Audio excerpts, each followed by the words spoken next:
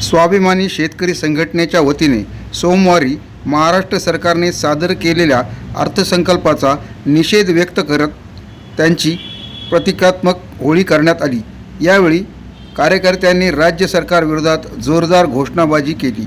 निवडणुकीपूर्वी शेतकऱ्यांना संपूर्ण कर्जमाफी देण्याची घोषणा करण्यात आली होती, मात्र सादर करण्यात आलेल्या अर्थसंकल्पात शेतकऱ्यांच्या कर्जमाफीबाबत ठोस तरतूद नसल्याचा आरोप संघटनेच्या पदाधिकाऱ्यांनी केला। त्यामुळे शेतकऱ्यांची फसवणूक झाल्याची भावना व्यक्त करत स्वाभिमानी शेतकरी संघटना आक्रमक झाली।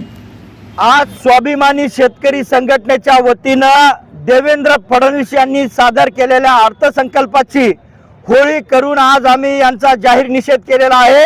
विधानसभेच्या निवडणुकीमध्ये हे देवेंद्र फडणवीस संपूर्ण शेतकऱ्याचा सातबारा कोरा करतो म्हणणारे त्यांनी फक्त पात्र शेतकऱ्यांना 2 लाखाचीच कर्जमुक्ती करून या शेतकऱ्याच्या राज्यातल्या शेतकऱ्याच्या तोंडाला पानं पुसण्याचं काम केलेलं आहे। एकीकडे या बीजेपी सरकारनं गेल्या 3 वर्षामध्ये सातत्यानं शेतकऱ्याच्या भाव पाळलेले आहेत, शेतीमालाचे भाव पाळलेले आहेत।